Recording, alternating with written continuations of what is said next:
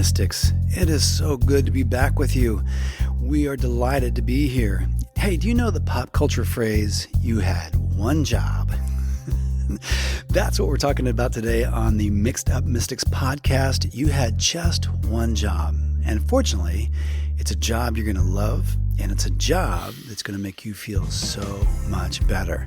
And we can't wait to have this conversation with you. So let's get started.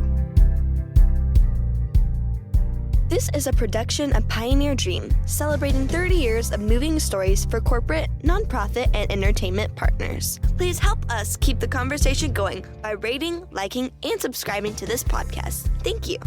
Also, make sure to check out our other podcast, Hope for Humans, funny, usable conversations to help change the world around you.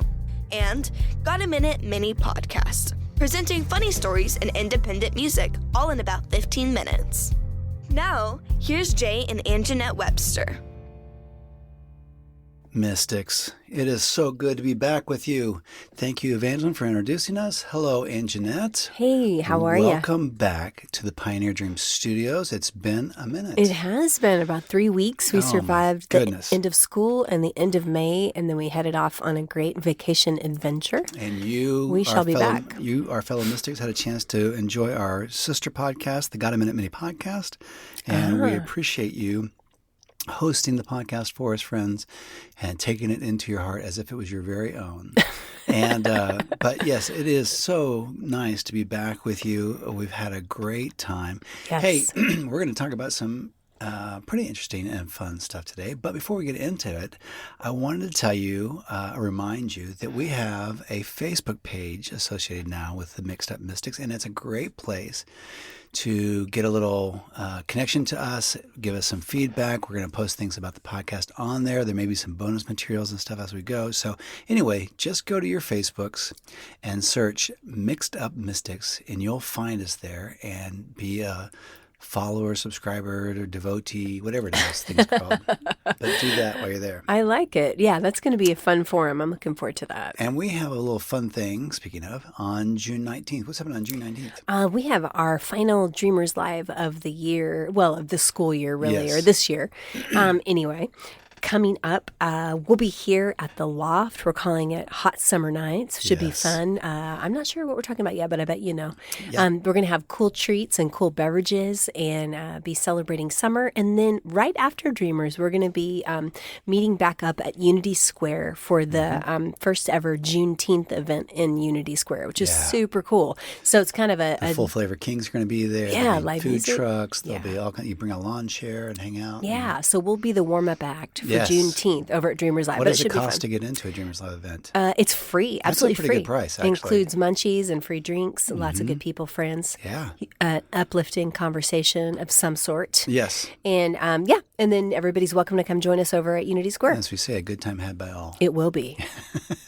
Promise. Hey, speaking of uplifting and encouraging, the last time we did a Hope for Humans podcast, is that also a sister podcast? Is it brother? Why is something a sister entity I don't versus a brother know. entity? It's kind of like, why do they always name like boats and automobiles and buildings like are female? Yeah. I don't know. Yeah. Like one could be a sister and one could be a brother podcast. We had an interesting conversation on our Hope for Humans podcast where we were talking about like if you had a family crest, those are the little things that kind of have the medieval animals on either side, like a Right. lion and like a badger or whatever it is. I don't know. An insignia. And then there would be this kind of floating special ribbon that goes through it and weaves its way through it, and usually has some kind of phrase written in Latin. Yeah, And there's it would like a be shield and some ribbon. It'd be like your credo, like this is what our family is known for, this is what we live by, and all that kind of stuff. So Stuff to think about. on the Hope for Humans podcast, we were talking about if our family had a credo, it would be do the good you can do.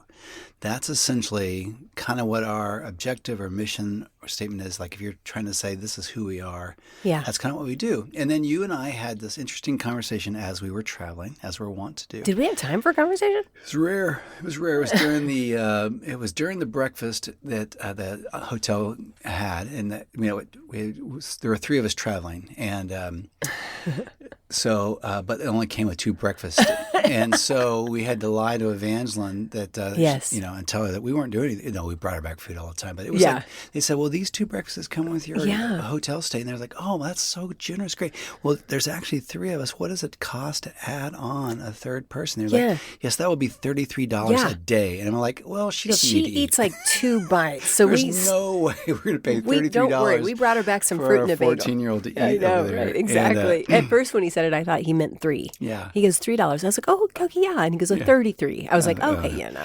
yeah, and But so it was- we brought it her was our back some breakfast date. Danishes and such like that. So Right. yeah, we were having breakfast one morning as we were traveling, and we were talking about this whole thing about this credo about do the good you can do, and then I was saying in this conversation that at one point the 3 of us were having, Evangeline, you and I together. I said, I feel like if you're going to break that credo down, okay, this is the overall chain, this is what your life is about.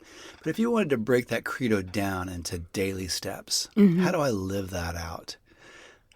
You and I got to this thing where we said, I think if you were going to live that out, it would look like this. Every conversation you're in, every text exchange you're having, every conversation you're having with customer service, every time you're on the L, or on the subway system or the plane or whatever it is, you would say to yourself, how do I make this better? When I go to work out, and you and I happen to work out in a group setting, so it's a lot of the same people over and over again, how could I make this better? If I'm on a text exchange and it's, I've got a 2 or 3 little text exchange with different friends. With your little friends. My little friend group. And my little friends and all that. And so, if I wanted to, at any given time, I could say something in that text exchange that might be body or crass or negative or political or whatever, and the conversation would probably go that direction. Yeah, and that's always the easier road, Yeah, right? especially if you're wanting someone to like you or trying to prove that you're funny or whatever. Yeah. Or I could say to myself, when someone enters something into that conversation, okay, how do I make this better? Right, and that doesn't mean you can't be funny.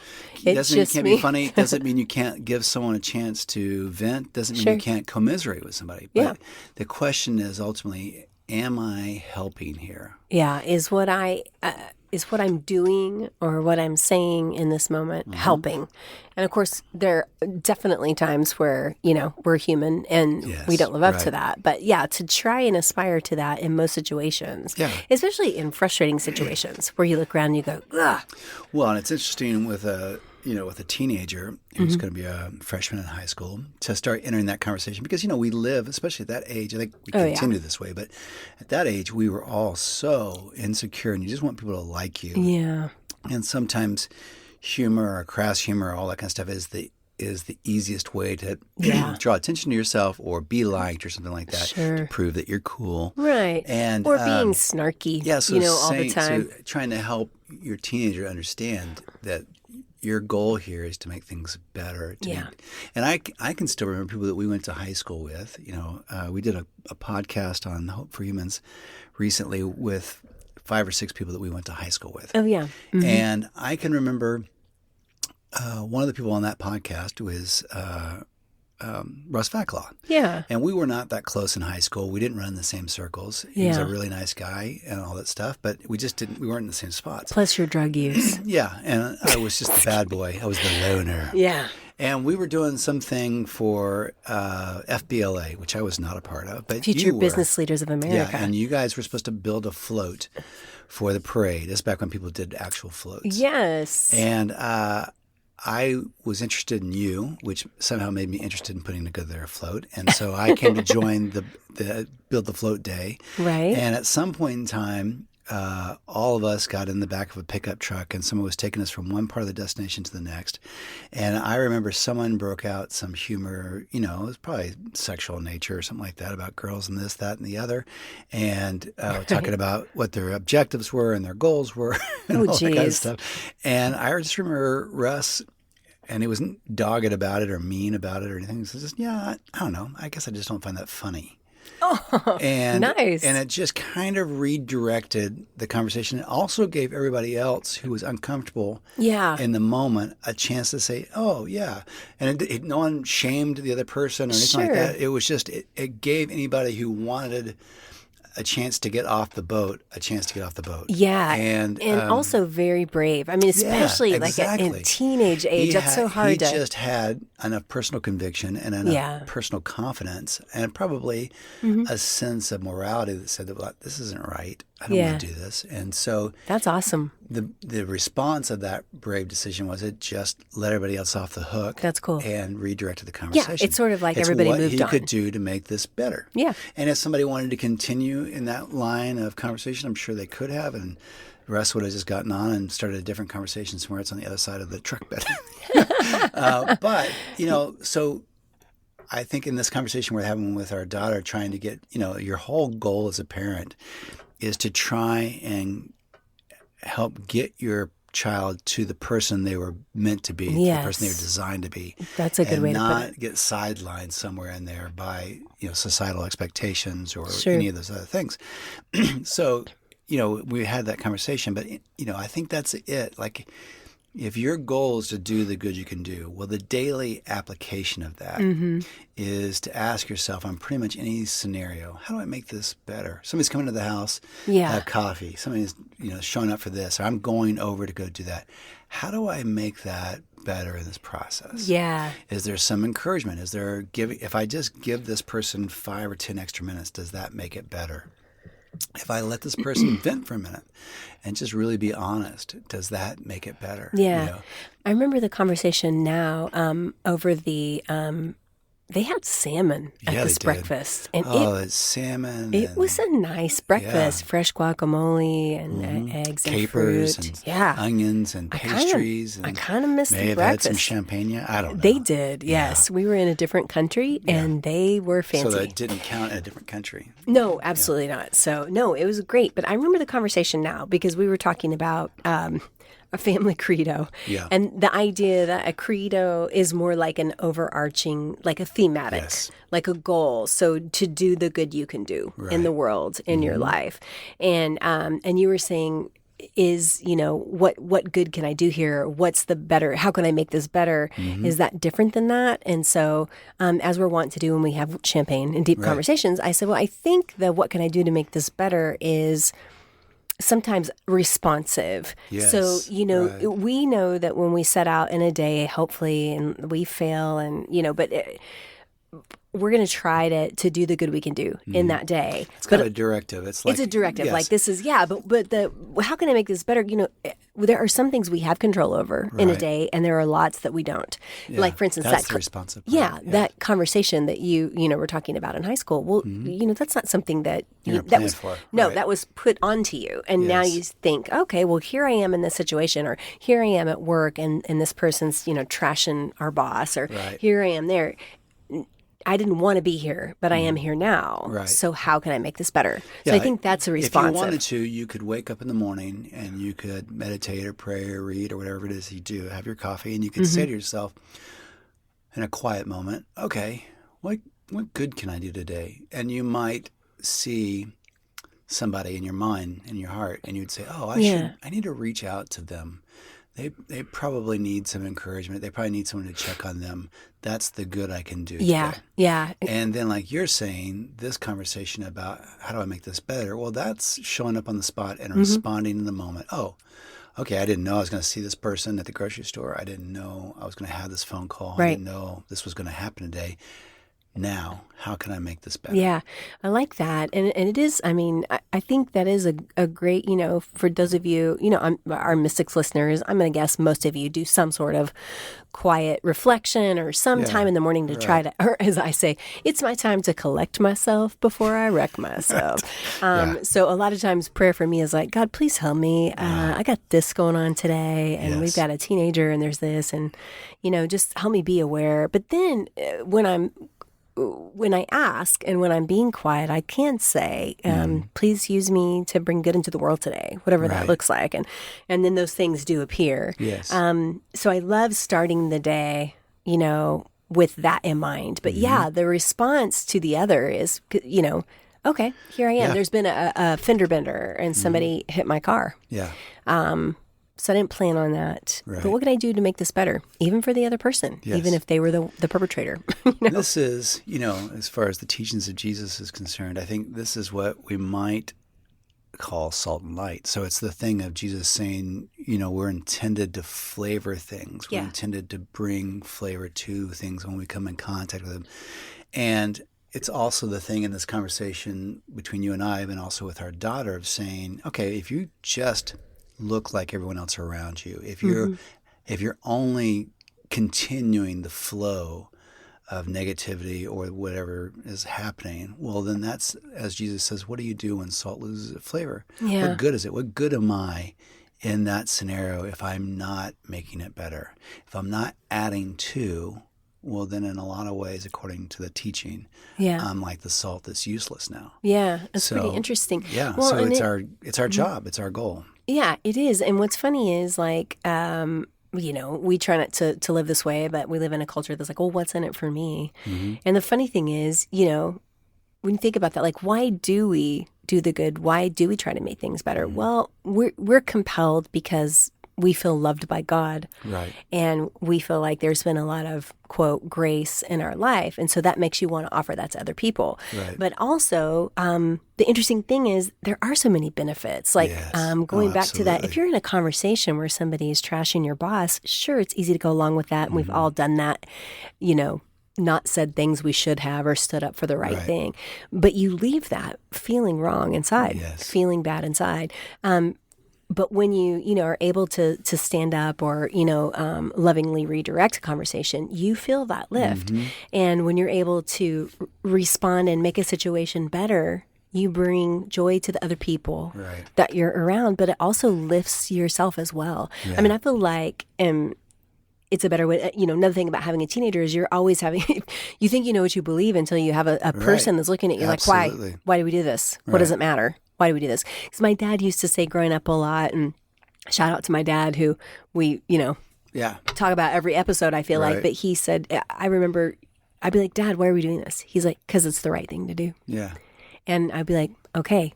But the truth is doing the right thing is good for your heart. Oh, man. It is a better way Well, to light be, begets light, life begets life, Mm-hmm.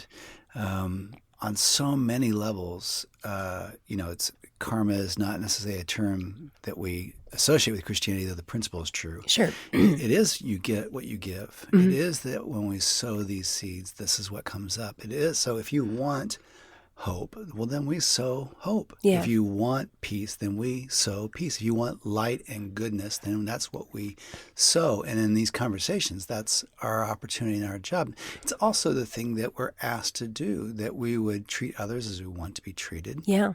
that we take care of people as we would want to be taken care of at some level. And then I also think in so many ways, it is this thing of, as Jesus taught us to pray, heaven on earth. It's Yeah. let your kingdom come and your will be done on earth, even as it is in heaven. Well, it's his will for people to feel loved, to feel approved, to feel prioritized, to feel respected. Yeah.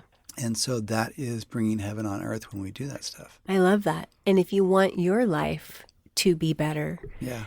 one of the main paths that you can take to getting there is to help other people's lives be better. Yes. I mean, that's the coolness It of feeds your soul.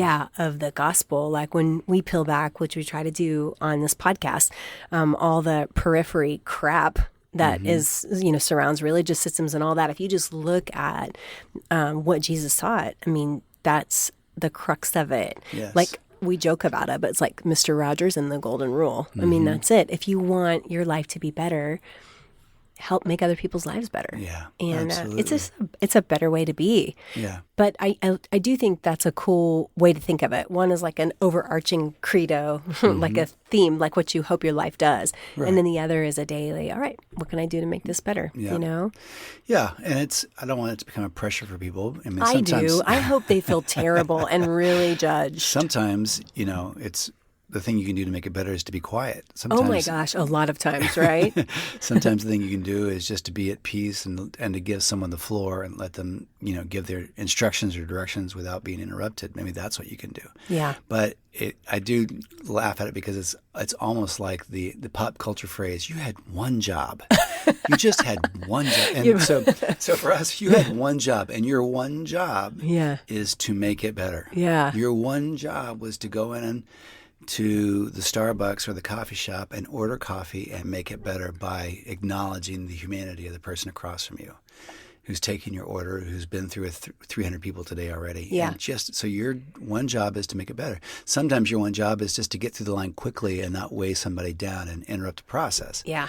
But you have one job, and your one job is to make things better. That is reconciliation. That is restoration. That is heaven on earth, and it's amazing. I think one of the things that we can do to make life better for people in any given situation, a lot of times, is just to listen and to hear, absolutely. What is going on in somebody else's heart or what they're going through. That isn't super easy for me because, I like to talk. Right. Sure. Yeah. So I will have to sometimes, instead of offering my opinion or making a joke, just be like, shh. Right. And so I love that. What you said is sometimes how you can make it better is just by not saying anything or not doing anything or allowing somebody to vent for a while and then, helping to lovingly sort of redirect it. Today I made things better. I have a friend, Sean. We've been friends since before high school. Love it. And, but he lives in Austin now, and we obviously don't. And so we don't get to see each other as often as we'd like to. Yeah. So a couple months ago, he said, well, why don't we start doing virtual coffees? And I thought, that sounds strange. And but so, once a month, I go to the coffee shop, I get my coffee, and I come to the office and turn on the camera or the phone, actually. Yeah. And he and I talk. And so we talked about an hour and a half today. I love it. And I realized in that conversation that he and I are pretty honest with each other in our conversation. And I think that's what I can do to make this better. I can be honest. I can, if I am too busy trying to make myself look good, trying to impress somebody, trying to put my best foot forward, well, that's not helping anybody. That's just making somebody else potentially feel worse, or whatever, or it's stunting the growth of our relationship. But as you and I have said that, we set the bar in our relationships. This is the level I'm comfortable at. This is as deep as I want this relationship to be. Yeah. And so if you don't have relationships of depth, that's probably part of the reason. Yeah. Is it you're not exposing yourself, you're not letting other people in, you're not or exposing being yourself vulnerable. too much. Yeah. Stop exposing yourself. And, oh my God. So what can I do to make it better? I could be honest. Yeah. What can I do to make it better? I can lower my guard a little bit and let someone see me as I really am. I can be honest in that. Or what can I do? I can do what you do. Like you just said, I can defer. I can listen rather than speak. I can, it's not rocket science. It's just hard to do sometimes. It is. One of the things that I like that you will do sometimes if I have a particular, we work together, but there are certain times where. That's why you look familiar. Hey, it's me again. Where the role that I play to facilitate all the different things that we do is busier than what you're going through at the time. Right. And then it'll flip. And then the pressure's on you. And I'm still working, but there's other things. So we kind of know, like, for instance, if I'm playing a music gig that night and I've got a lot of prep going on and also have to do my regular job, you'll be really, the pressure's kind of on me that day. And vice versa, if you're having to speak somewhere, I know that the pressure's on you. So, but you will often say to me, like, you're good about the way you say it, which is why we're still married. Yeah. You don't say, I see that you're stressed right now and freaking out. You'll just be like, hey, I know you got a lot on your plate today. And you'll say, what can I do to make it better? And sometimes just the fact, that somebody can see how many things you're responsible for that day and cares enough to ask. And then it may be one thing. Like I can say, oh my gosh, thank you so much. Could you pick up Evangeline at 3? And that way I can go do this instead. Absolutely. Yeah. Right. And so sometimes you don't even have to do anything, but just offering to say, what could I do to make it better? Or I'm sorry that we had a friend whose spouse has a health situation that's popped up that's really tough. Right. And so, we try to express love to that person. And then you can say, is there anything I can do to make it better? And, sometimes that could be, pray or just reach out to me via text or, Right. I don't know, bring food or There's generally send a something. card. But there's usually something that we can do to make it better in Absolutely. our response to people. So it's a cool way to live. Mystics, you could make it better by You showing up to the Dreamers Live event. We'd love to see you live and in Indeed. person. You could make it better by continuing this conversation with somebody. Maybe forward this episode to somebody and then go get coffee or a beer or dinner or lunch or something like that. Yeah. And just have the conversation. Or maybe you want to start having your group, whatever that book club or something like that. You could ask the book club, hey, how could we make things better? What could we do? What projects could we take on? I love that idea. If you're driving by the same eyesore every day Yeah. on your way to work or school or church, and you think, oh, we could just do this. We could weed this area. Yeah. Just get out of the car and we'll just make an appointment. I'll call my friends and we'll just go Yeah. make this look better. That's Yeah. what we could do. We do, Yeah. yeah. We even did a little bit of that yesterday, not to brag, but we'd been out of town. There's a little park that our dreamers, our do-gooders, Dreamers Yeah. and Do-gooders group takes care of. And we had been out of town and got back and It drove. looked neglected. Oh, Lord. Some monkey grass. Those of you gardeners, some insidious monkey grass had come in and killed everything. And Yeah. a bunch of weeds had grown up. And I drove by and I was like, They're all up in it. that's right. And I was like, that's terrible. Yeah. And so instead of just being like, that's terrible, what Yeah. can we do to make it better? What So can we it do took to us make a it few days to be able to have time. Yeah. But we just took 20 minutes. And now when we drive by that park, it looks nice again. You're at the restaurant and your waiter is freaked out. And what can I do to make it better? Maybe I could just go get my drinks from the bar. Maybe I Yeah. could just have my order ready so when they get there they don't have to answer 1,000 questions. Or Exactly. maybe I just have my card ready so when they get there they can just take all that at one time. What can I do to make that better? Maybe I could just stack the dishes to make it easier from the bus to the table. And all of these are things that come from trying to get outside your own head Yes. and be aware Well, you of other you people. said it earlier, what's in it for me? Well, anytime we can take our eyes off of ourselves, Yeah. that's a relief. I mean, seriously, I need a That break from is myself, freedom. right? Yeah, absolutely. one of the things that we enjoy most, it's hard sometimes to be around people.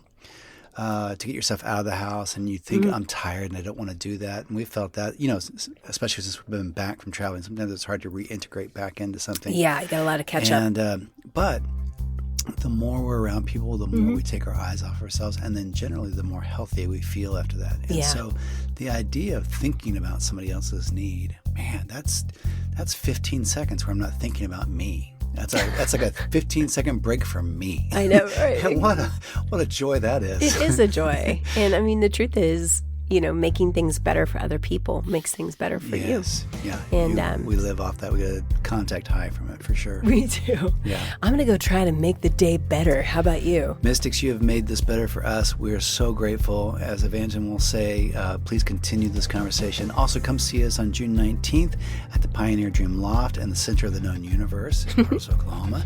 And we can't wait to do this with you again very soon. Yeah. So, peace out. We'll see you soon. Thanks for listening. Please like, subscribe, and share this episode. And remember, continue this conversation with someone you know. This is Pioneer Dream.